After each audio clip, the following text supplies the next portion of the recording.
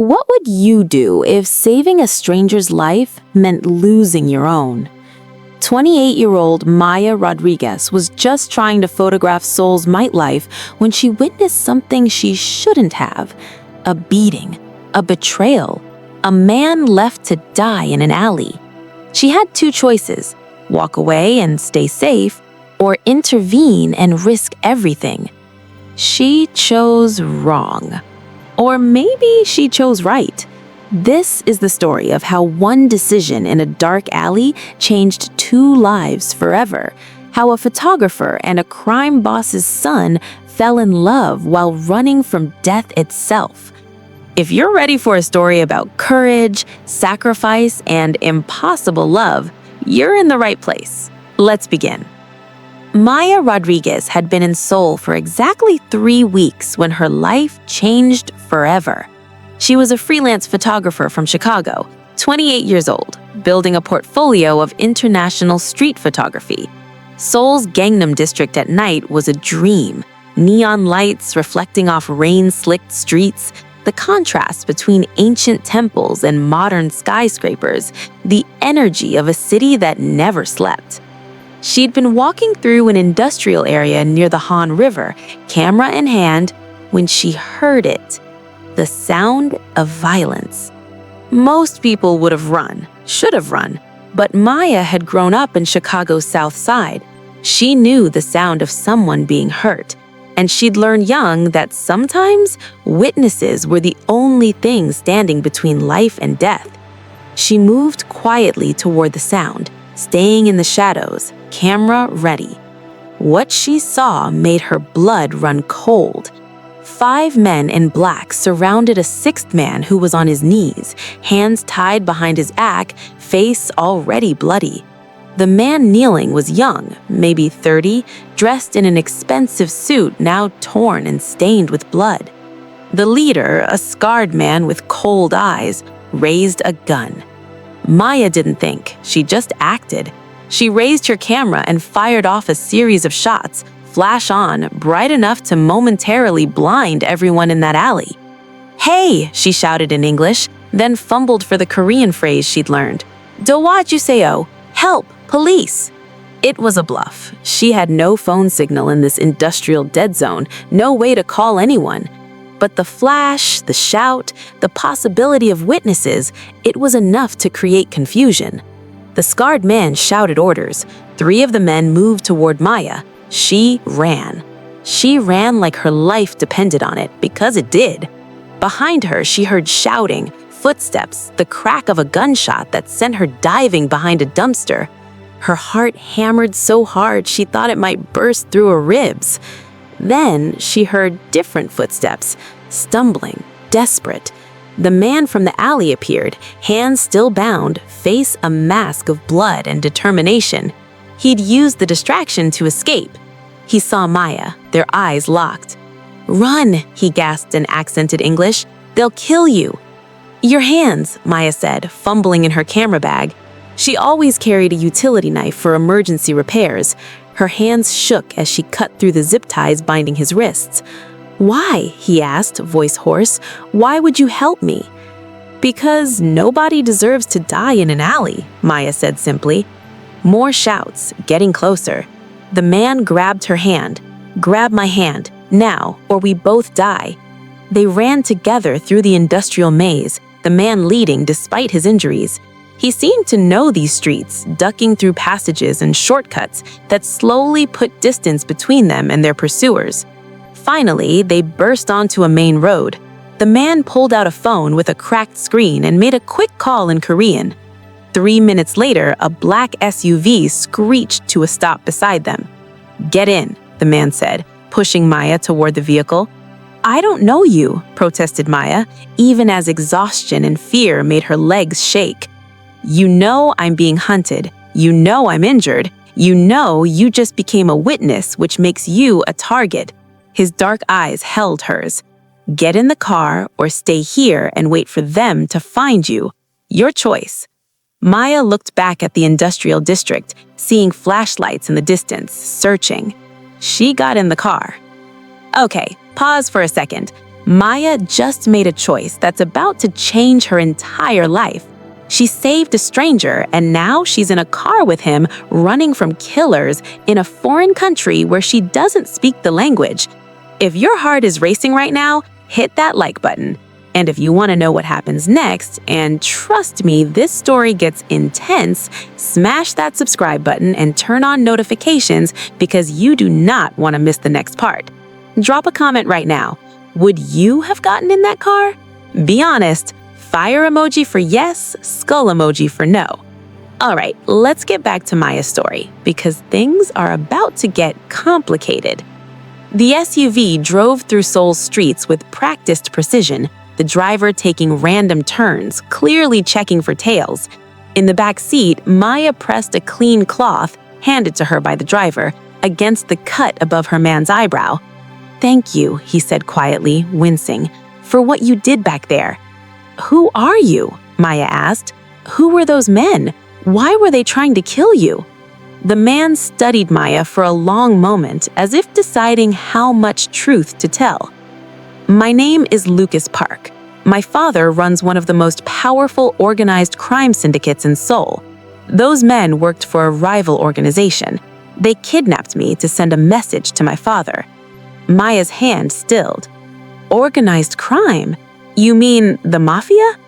"We don't call it that here, but yes. My family controls territory, businesses, protection operations throughout Seoul and Busan." He looked directly at her. "I'm telling you this because you deserve to know what you've walked into, what saving me means." "What does it mean?" Maya's voice was barely a whisper. "It means they saw your face. They'll identify you. And because you helped me escape, because you're a witness to their operation, they'll come after you to silence you." The car felt suddenly small, suffocating. "I was just taking pictures," Maya said shakily. "I'm a photographer. I wasn't trying to." "I know." Lucas's voice was gentle. "You were trying to help, that's clear. But intention doesn't matter to them, only consequences." Maya looked out the window at Seoul's glittering skyline.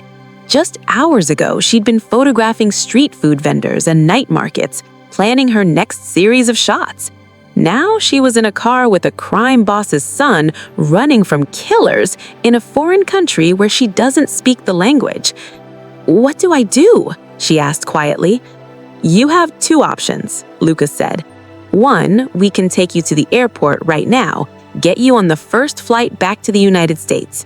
You disappear, change your name, and hope they never find you. And option two, you stay under my protection, my family's protection, until we eliminate the threat."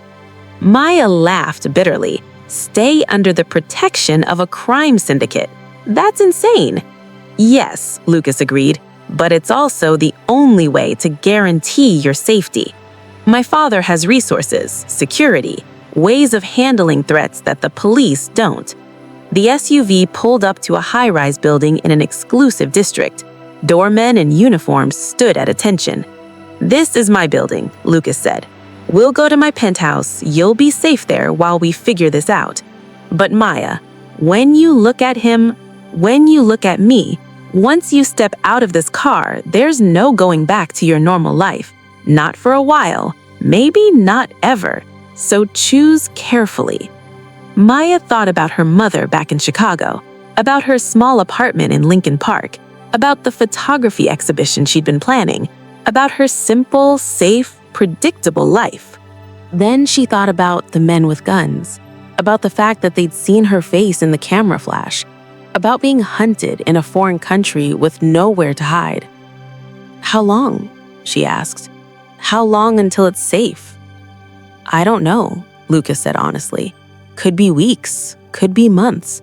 Depends on how quickly we can neutralize the threat." Maya looked at her camera, still clutched in her shaking hands. She'd caught everything on film. The faces, the attempted execution, evidence of a crime. "Okay," she said finally. "I'll stay. For now." Lucas nodded, relief flickering across his battered face. "Thank you for trusting me." "I don't trust you," Maya said bluntly. but I trust those men with guns even less. That earned her a small smile. Fair enough. Lucas's penthouse was everything Maya expected. Sleek, modern, expensive. Floor-to-ceiling windows overlooked Seoul's nightscape. Minimalist furniture. Art that probably cost more than her yearly income. But what surprised her was the wall of photographs. Black and white images of Seoul's streets. The same kind of photography she did, capturing humanity in urban spaces. Raw, honest, beautiful. You take these? Maya asked, moving closer to examine them. Yes. Lucas appeared beside her, cleaned up now, wearing fresh clothes. The blood had been washed away, revealing just how handsome he was beneath the injuries. Sharp features, intense dark eyes, a presence that commanded attention. They're good, really good. The composition, the timing, the emotion. You sound surprised. I am. I didn't expect a crime boss's son to be an artist. Lucas's expression hardened slightly. Being born into this life doesn't mean I chose it. I had other dreams once, other plans. Like what? Like being a photographer. Like traveling the world capturing moments instead of this. He gestured vaguely at the expensive penthouse, at the life it represented. Maya understood that. The disconnect between who you were and who circumstances forced you to be. Why didn't you leave? She asked. Family obligation. My father built this empire. I'm the eldest son. It's my duty to take over, to protect our people, to maintain our territory. His jaw tightened. I don't get to choose my own life. Everyone has choices. Lucas turned to look at her fully. Do they? You chose to help me tonight, and now you're here, trapped in my world, whether you want to be or not. Was that really a choice, or just consequence? Before Maya could answer, Lucas's phone rang. He glanced at it, his face going carefully neutral. My father. He knows I was taken. He'll want to meet you, the woman who saved his son. I don't want to meet your father. I know, but he'll insist. And in my world, when my father insists, it's not really a request. 2 hours later, Maya found herself in a private room at an upscale Korean restaurant, sitting across from Lucas's father, Chairman Park. He was older, 60-something, with silver hair and eyes that missed nothing. He studied Maya like a scientist examining a specimen. You are American, he said in careful English. Black woman, photographer. No family in Korea, no connections to any organization. It wasn't a question. He'd already had her investigated. Yes, sir, Maya said, keeping her voice steady despite her fear. You saved my son's life. I did what anyone should do when they see someone in trouble. Chairman Park smiled, but it didn't reach his eyes. No, most people run. Most people protect themselves. You protected a stranger. That speaks to character. He leaned forward slightly. My son tells me you witnessed the attempted execution, that you have photographs of the men involved. Maya's hand instinctively moved to her camera bag. I do. Those photographs are evidence.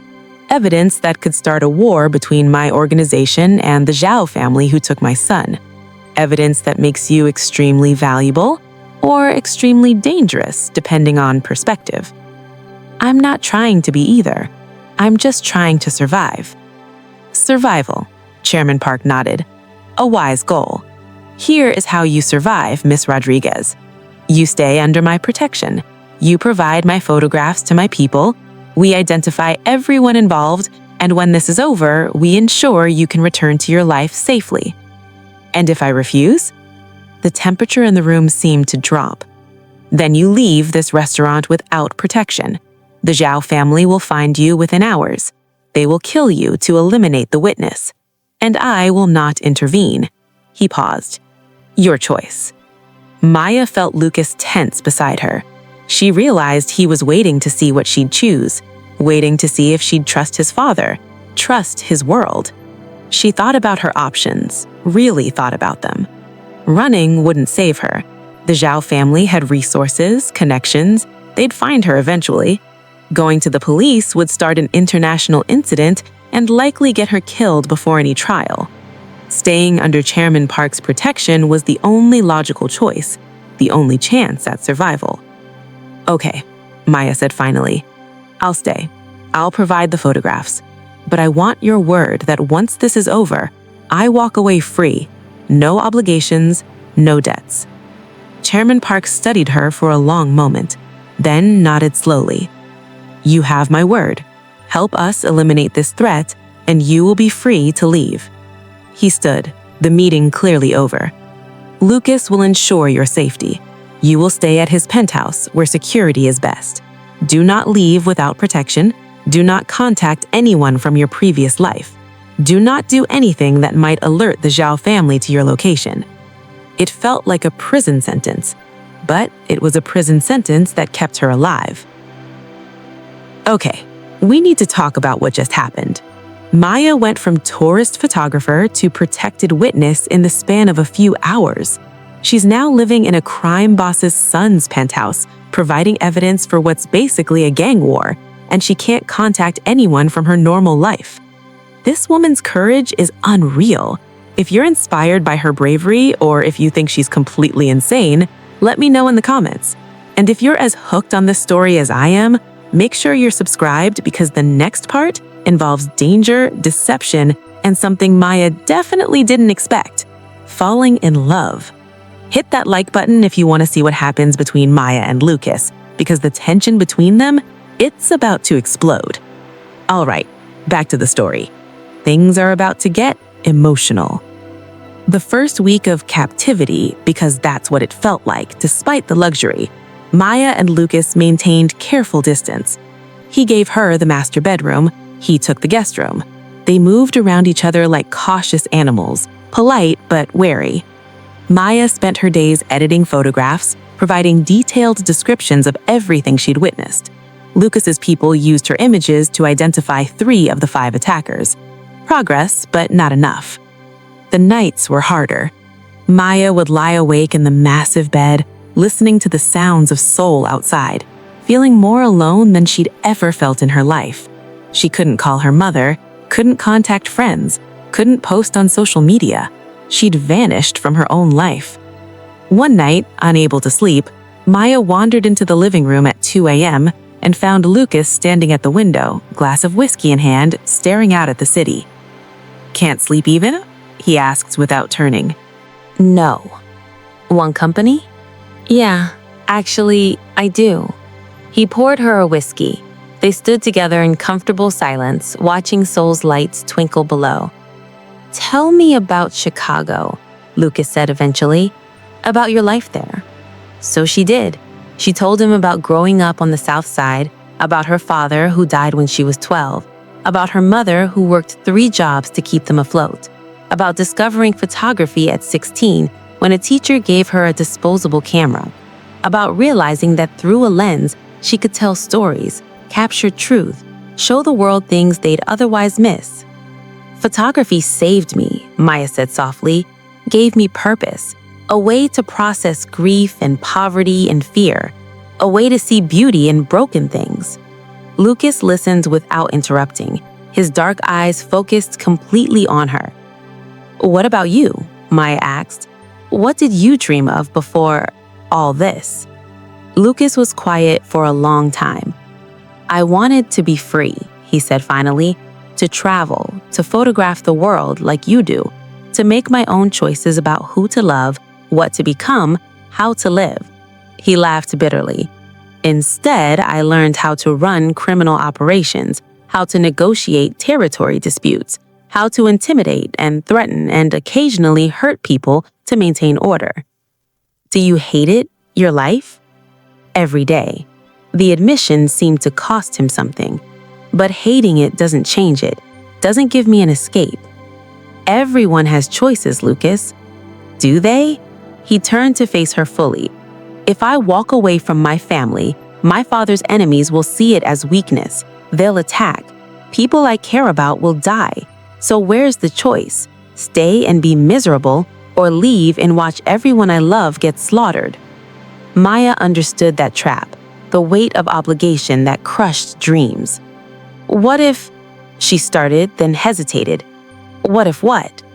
What if there was a third option? What if you could change the organization from within, make it less violent, more legitimate? Lucas stared at her. You think I haven't tried? My father built this empire on fear and blood. That's all he understands. Then maybe it's time for a new kind of leadership. Maybe when you take over, you do things differently. And start a civil war within my own organization?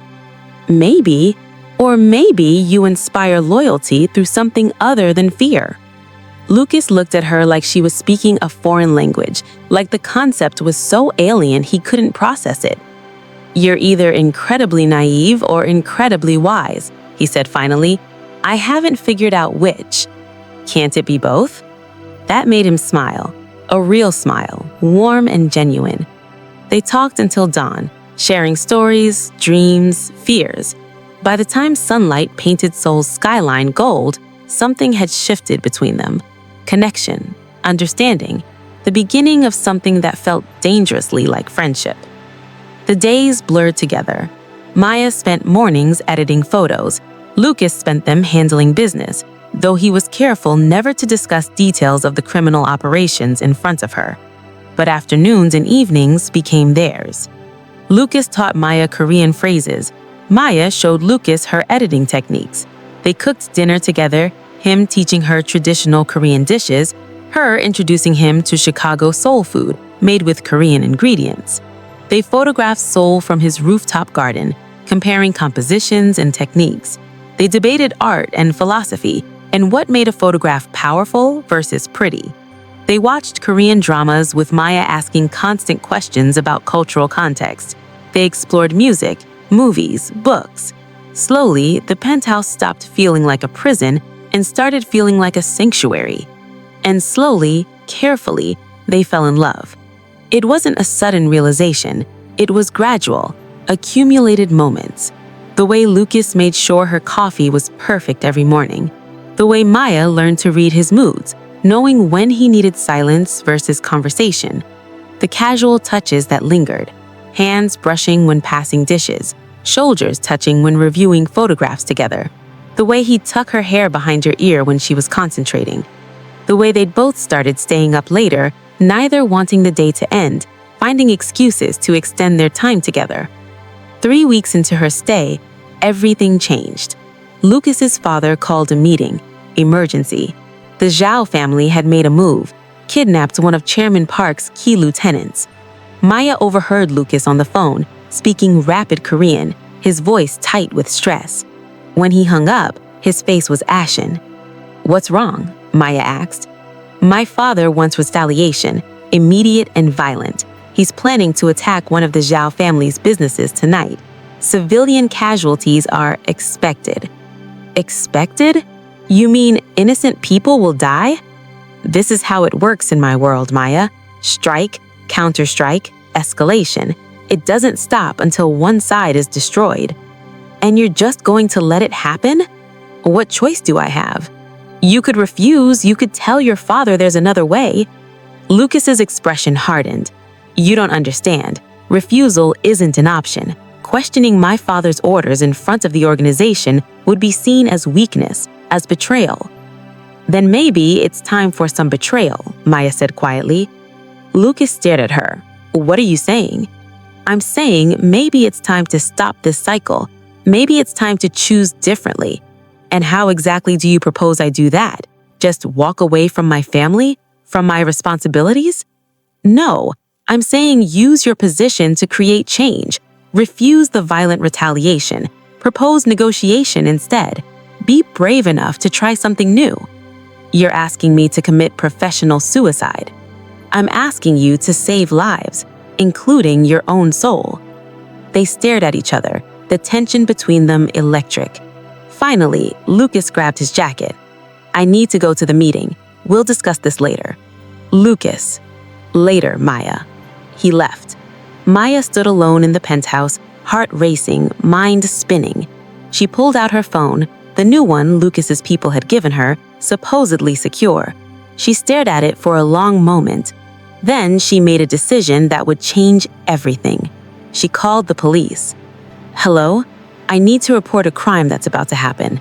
She gave them the location of the planned attack, anonymous tip. Then she hung up, hands shaking. She'd just betrayed the family protecting her, the man she was falling in love with. But she'd potentially saved innocent lives.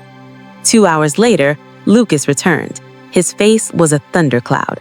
"What did you do?" His voice was dangerously quiet. Maya's heart stopped. "What do you mean?"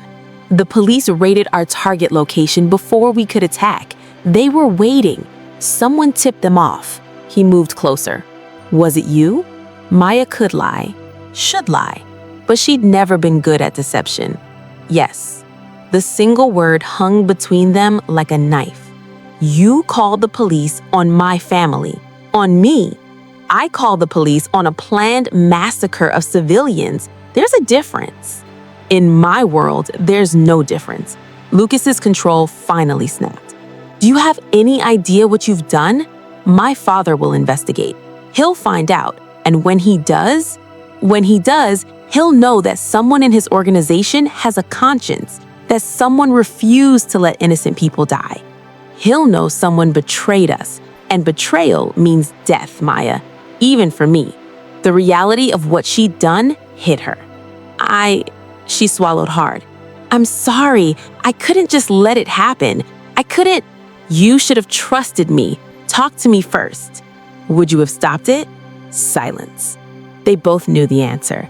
Lucas turned away, running his hands through his hair. "We have maybe 6 hours before my father figures it out, before he connects it to you." "What do we do?" "We run." Maya blinked. "What?" Lucas turned back to face her, and something in his expression had shifted. Resolved. "You were right. It's time to choose differently. Time to stop this cycle." He moved closer, taking her hands. "I can't change my family from within. I've tried. It's impossible. But maybe I can choose a different path entirely." "Lucas, you're making no sense." "I'm making perfect sense. For the first time in my life, I'm choosing what I want instead of what's expected. I'm choosing you. I'm choosing to walk away from all of this. Your family will come after us." "Yes." "We'll spend our lives running." "Probably." "We might not survive." "It's a risk." He cupped her face gently. "But staying here, living this life, letting my soul die a little more each day, that's certain death, just slower." Maya searched his eyes. "Are you sure?" "I've never been more sure of anything." He kissed her forehead. "You showed me there's another way to live. Showed me courage looks like protecting strangers even when it costs you everything. How can I do less?" "We need to pack fast." Lucas was already moving. "Grab essentials, we'll have to move quickly." "Where will we go?" "I have a friend, someone outside the organization. He has a safe house in Jeju Island. We can hide there while we figure out next steps." As Maya packed her camera gear and a few clothes, reality set in. She was about to go on the run with a crime boss's son, leave behind any chance of returning to her normal life, become a fugitive in a foreign country. It was insane. It was terrifying. But when Lucas appeared in the doorway, looking at her with those intense, dark eyes full of hope and fear and determination, she knew she'd made the right choice. "Ready?" he asked. "No, but let's go anyway." "Stop. We need to talk about what just happened." Maya just called the police on a criminal organization that's been protecting her. Lucas just decided to abandon his entire family and life to run away with a woman he's known for 3 weeks. This is insane. This is beautiful. This is love and courage and complete chaos. If your heart is racing right now, smash that like button. If you need to know if they make it out alive, hit subscribe and turn on all notifications, because the next part, pure adrenaline. Comment below. Do you think they can actually escape, or is this a beautiful disaster waiting to happen? Let's find out. Back to the story. They left the penthouse at 3 a.m. through a service elevator Lucas's bodyguards didn't monitor. He disabled the security cameras on their floor with a trick he'd learned years ago. A taxi took them to Seoul Station, They bought tickets for Busan using cash and fake IDs Lucas apparently kept hidden for years, just in case. On the train, as Seoul's lights faded behind them, Maya finally asked the question that had been haunting her. "When did you know that you'd leave with me?" Lucas was quiet for a moment, looking out at the dark landscape rushing past. "The night we talked till dawn, when you said everyone has choices, you planted a seed that I couldn't ignore." He looked at her. "I've been preparing for this possibility for weeks, setting aside cash, arranging safe houses, creating exit strategies, waiting for the right moment, the right reason. And I'm the right reason? You're the only reason that's ever made sense." They reached Busan at dawn. From there, they took a ferry to Jeju Island, mixing with tourists and business travelers, trying to look casual despite the terror. Lucas's friend, a former member of the organization who'd retired years ago, met them at the dock with a car. "Lucas, I never thought I'd see you take this step. I never thought I'd have the courage, Jinsu." Jinsu led them to a small house on the coast, isolated and beautiful. Waves crashed against black volcanic rocks. The air smelled of salt and freedom. "You can stay here as long as you need," Jinsu said, "but be careful. Your father's reach is long." After Jinsu left, Maya and Lucas stood on the beach, watching the sun set over the ocean. "What do we do now?" Maya asked.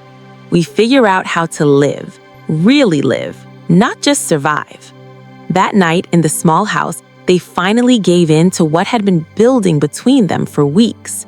They made love with desperate intensity, knowing it might be their last night of peace, their last moments of safety. And afterward, tangled together, Lucas whispered against her hair, "I love you. I know it's fast. I know it's crazy, but I love you."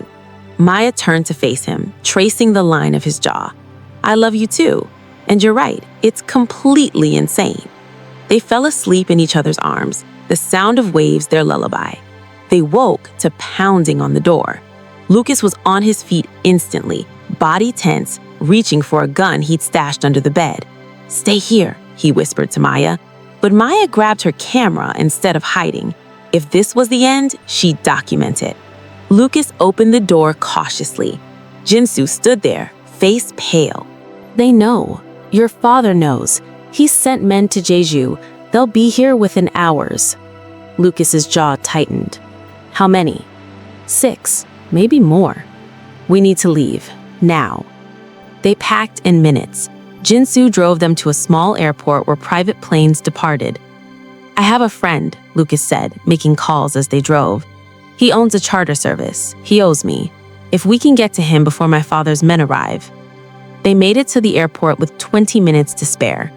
The charter pilot, a grizzled man in his 50s, greeted Lucas with a tight hug. "Where to?" he asked. "Tokyo. Then we'll figure out next steps." As they boarded the small plane, Maya looked back at Jeju Island, at South Korea disappearing behind them. She was leaving behind everything she'd known: her career, her identity, her safety.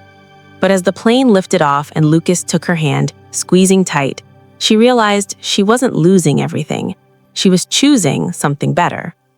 Tokyo was overwhelming. Crowds, neon, the controlled chaos of one of the world's largest cities.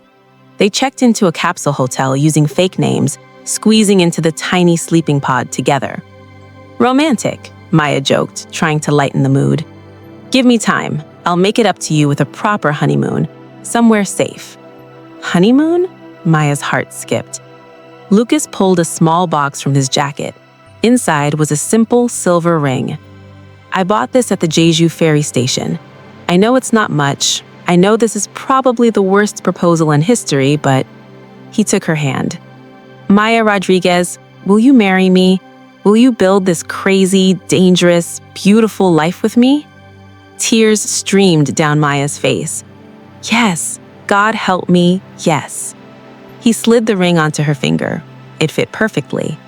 They spent 2 weeks in Tokyo, living carefully, planning their next move. Lucas had money stashed in offshore accounts his father didn't know about, enough to start over somewhere. "What about witness protection?" Maya suggested one night. "We have evidence of your father's crimes. We could trade it for new identities, for safety. Lucas considered this. It's risky. My father has connections in law enforcement, but it might be our best option. They spent days researching, making contact with international authorities through secure channels. Finally, they received a response from an FBI agent specializing in international organized crime. If you can provide evidence leading to the dismantling of the park organization, the agent said over an encrypted video call, we can offer full witness protection, new identities, relocation, safety. What do you need? Lucas asked. Everything. Financial records, operational details, names of everyone involved. Lucas looked at Maya. This was it. The final betrayal of his family. The point of no return. It's your choice, Maya, said quietly. I'll support whatever you decide. Lucas was silent for a long moment. Then he said, I'll give you everything, but I have conditions. The negotiation took another week. In the end, Lucas provided enough evidence to bring down not just his father's organization, but 3 rival syndicates as well, a massive operation that would reshape Seoul's criminal underworld. In exchange, he and Maya received new identities and relocation to Vancouver, Canada.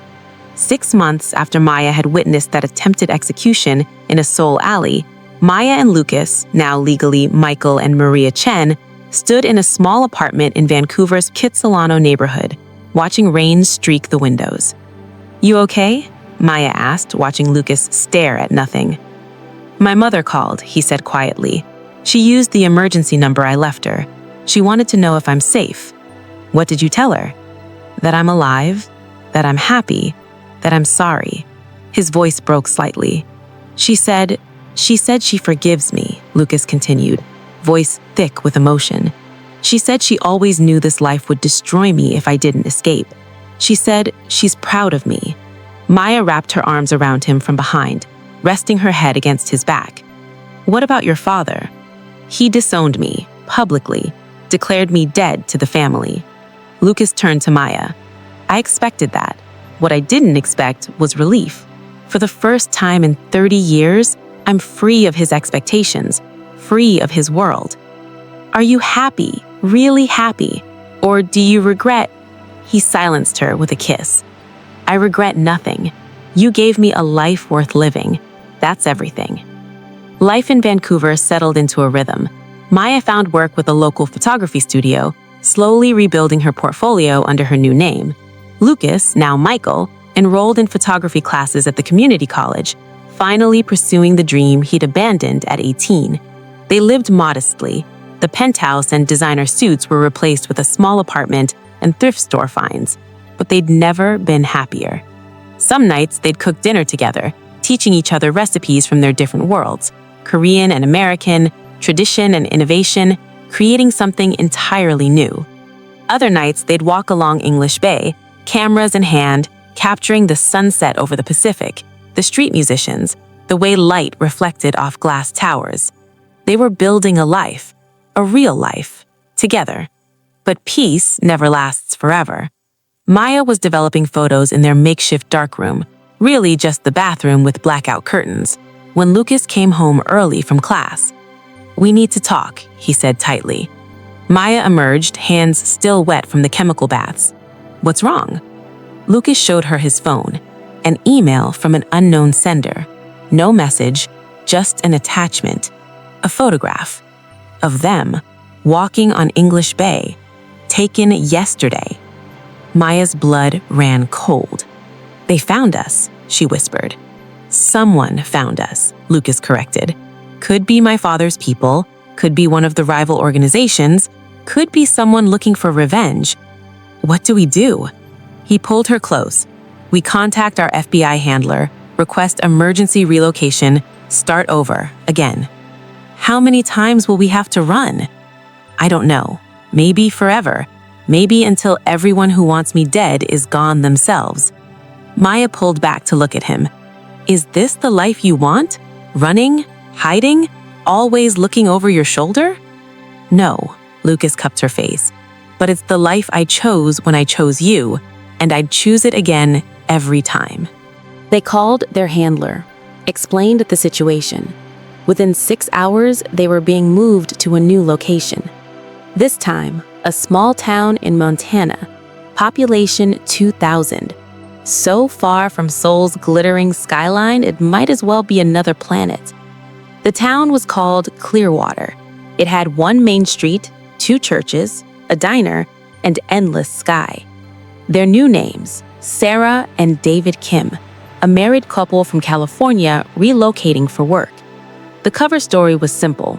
David was a remote graphic designer, Sarah a freelance photographer. They'd moved to Montana for the quiet, the natural beauty, the slower pace. The truth was so much more complicated. At first, the isolation was suffocating. Maya, now Sarah, missed the energy of cities, the diversity, the constant motion. Lucas, now David, struggled with the silence, the way everyone knew everyone's business in a town this small. But slowly, something unexpected happened. They adapted. Sarah found beauty in Montana's vast landscapes. She photographed mountains at dawn, wild horses, the way snow transformed the world into something magical. David discovered peace in the quiet. He started painting, something he'd never tried before, capturing the big sky country in oils and watercolors. They made friends, real friends.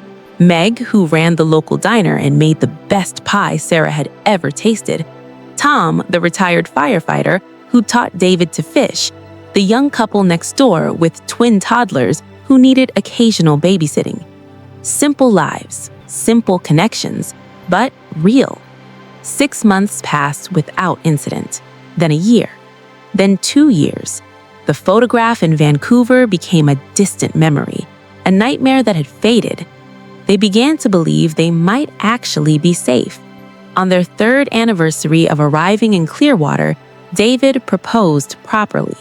Not in a capsule hotel while running for their lives, not with a ferry station ring in desperation, but on a Montana mountainside at sunset, with wildflowers and the endless sky and a ring he'd designed himself.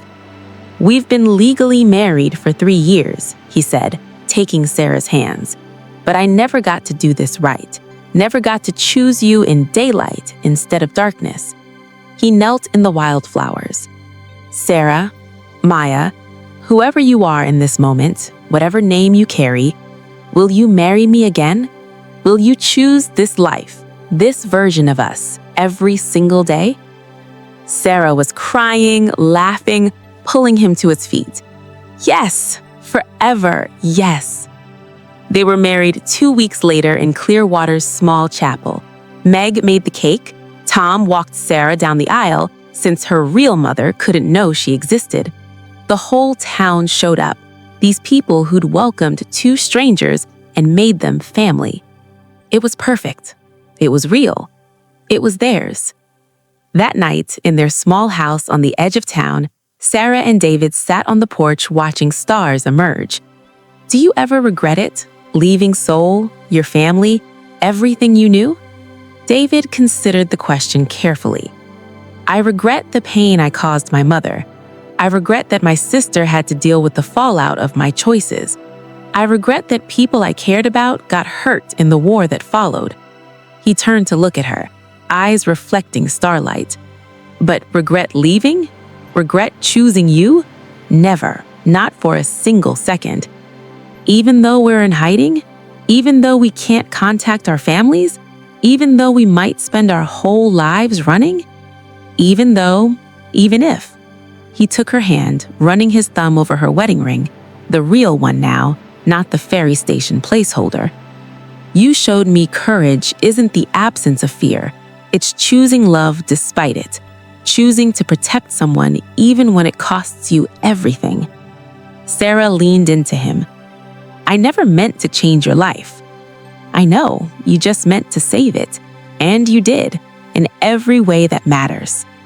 They sat in comfortable silence, watching stars, listening to Montana's night sounds, crickets, distant cows, the whisper of grass through grass. Sarah said suddenly, "We should take a photo, document this moment." "Document why?" "Because this is what happiness looks like. This is what choosing each other created. And someday when we're old and gray and this is all memory, I want to remember exactly how it felt. David set up Sarah's camera on a tripod, timer activated. They positioned themselves on the porch swing, wrapped in a blanket, her head on his shoulder, his arm around her. The camera clicked and captured two people who lost everything: family, identity, homeland, but found something more valuable: each other. 3,000 miles away, in a federal prison in Seoul, Chairman Park received a letter. It had no return address, no signature, just a photograph. His son, and the photographer who'd saved him, standing in front of a Montana chapel, dressed in wedding clothes, smiling like they'd never known fear. On the back, a single sentence in his son's handwriting: "I'm alive. I'm happy. I'm free.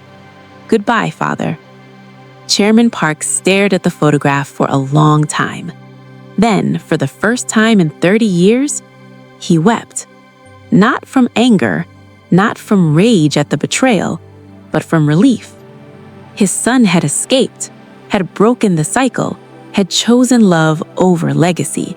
It was more than Chairman Park had ever managed. So, that's Sarah and David's story. Maya and Lucas, two people who lost everything and found each other. If this story moved you, if it made you think about courage and sacrifice and what love really costs, I need you to do something for me. Hit that like button right now. It tells me you want more stories like this. Real, raw, honest stories about people making impossible choices. Subscribe to this channel and turn on all notifications because I'm going to keep bringing you these stories. Stories about courage, about love that defies logic, about ordinary people in extraordinary circumstances choosing to be brave. Drop a comment and tell me, what would you sacrifice for love? What would you risk? What would you leave behind? I read every single comment and I want to hear your story. Share this video with someone who needs to hear it, someone who's facing an impossible choice, someone who needs to know that courage isn't about being fearless, it's about being afraid and choosing love anyway. And if you want to support this channel and help me bring you more stories like this, check out the Patreon link in the description. Every contribution helps me spend more time researching, writing, and producing these narratives. Thank you for being here. Thank you for listening to Sarah and David's journey. Thank you for believing that love, real, sacrificial, dangerous love, is worth fighting for. Until next time, stay brave, choose love, and remember that the most dangerous choice is often the right one.